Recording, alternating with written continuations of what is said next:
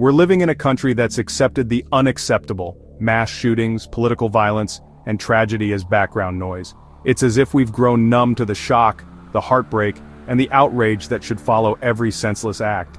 Instead of coming together to demand change, we've learned to brace ourselves for the next headline, the next moment of silence, the next round of thoughts and prayers. Another day, another headline, and we barely flinch. The news scrolls by on our screens, each story blending into the next until tragedy feels routine. We've become so accustomed to this cycle that it barely registers as abnormal anymore. This normalization is the most dangerous part of the crisis. When horror becomes ordinary, we lose our sense of urgency. We stop asking why, and we stop demanding answers. We risk accepting a world where violence is just another part of daily life. We scroll past the news, shake our heads, and move on. It's easier to look away than to confront the pain or the responsibility to act, but every time we do, we let the cycle continue, and we let the unacceptable become the new normal. These aren't acts of fate, they're the result of choices by those in power. Policies are written, debated, and passed by people who have the authority to make a difference. The world we live in is shaped by their decisions, and by our willingness to hold them accountable.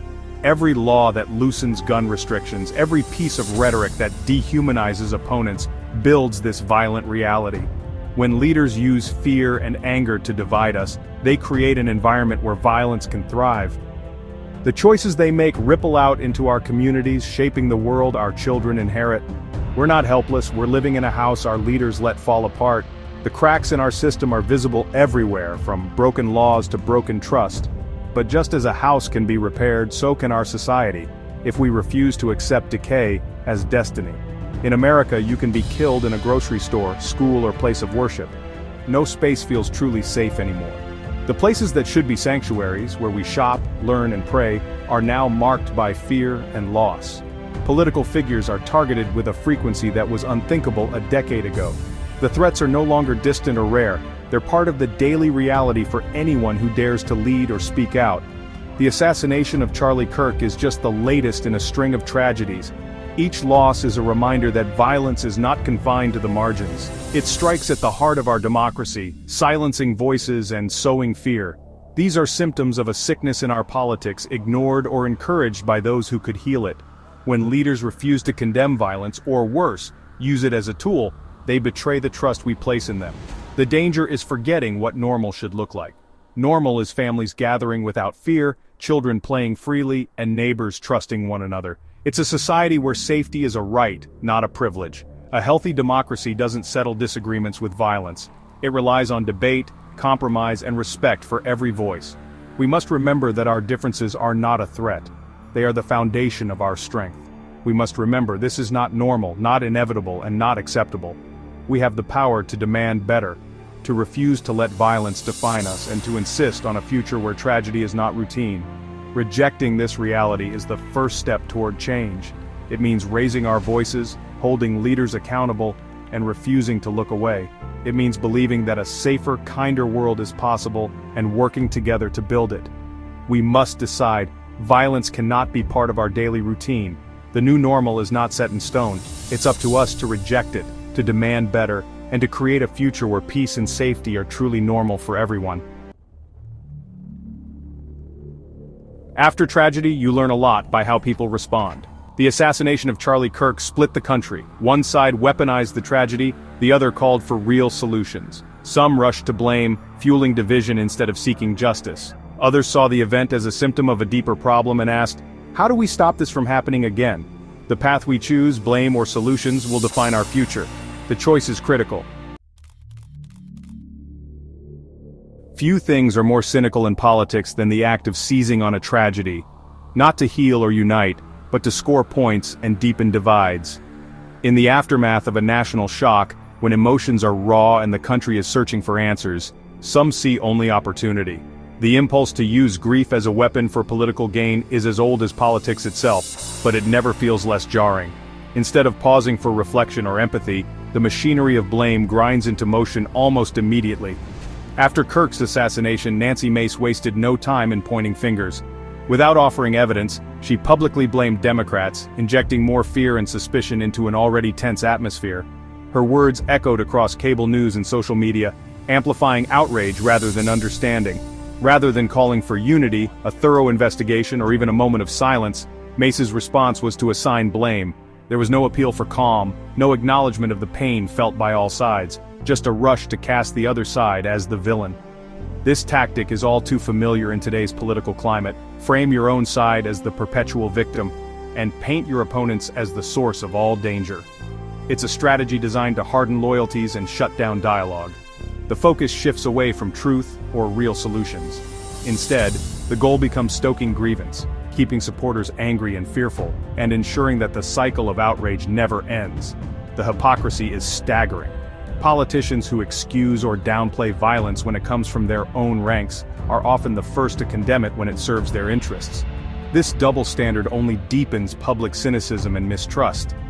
You can't fan the flames of hate, encourage division, and then act surprised when violence erupts. The consequences are real. Lives are shattered, communities are torn apart, and the nation grows more fractured. The politics of blame is a dead end.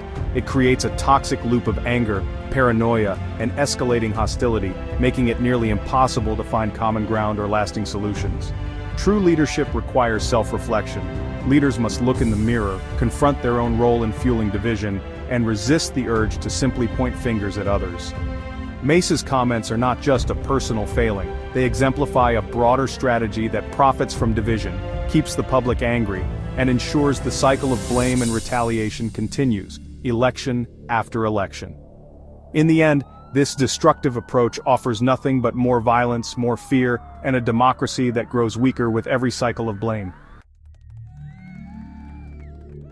In contrast, Alexandria Ocasio-Cortez responded by focusing on solutions, not blame.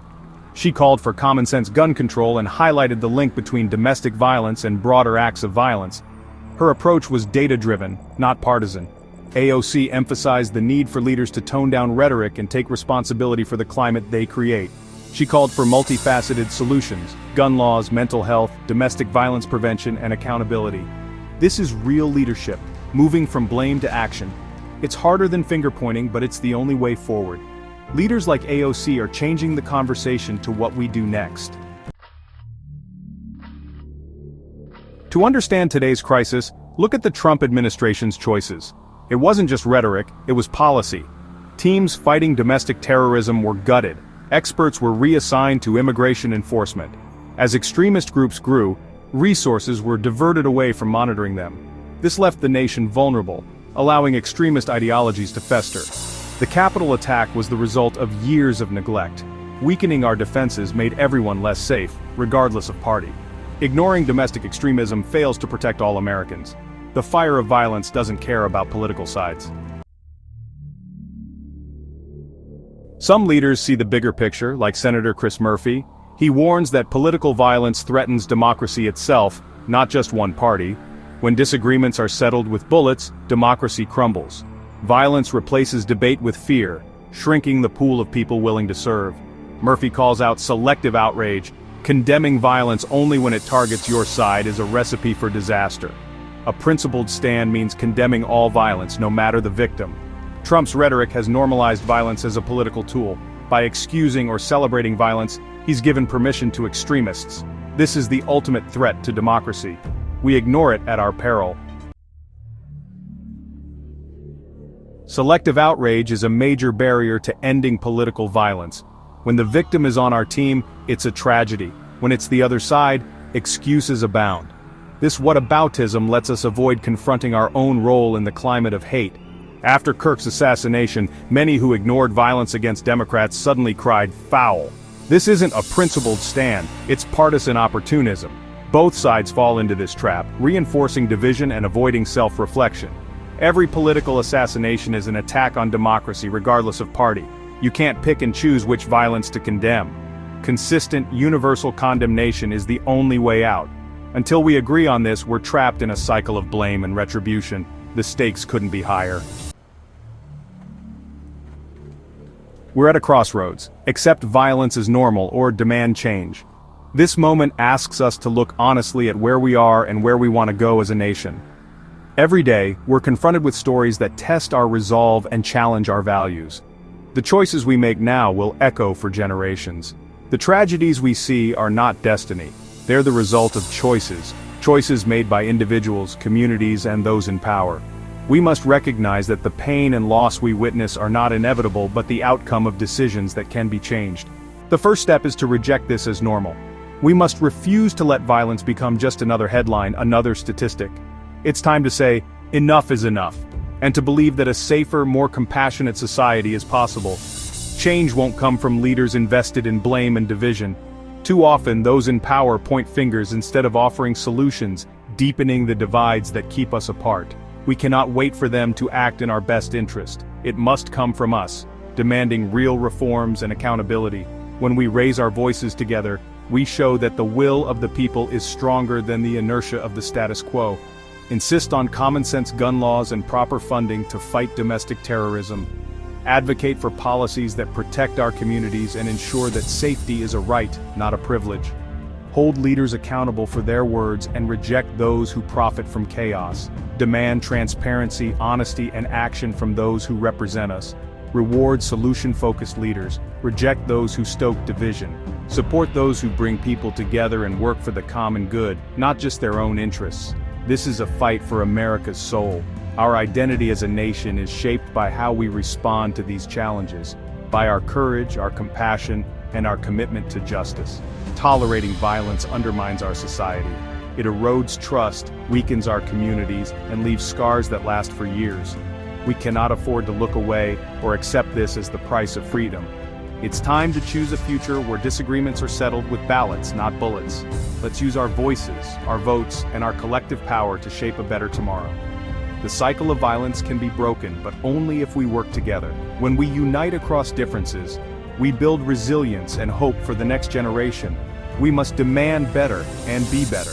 The future is in our hands, and together we can create lasting change.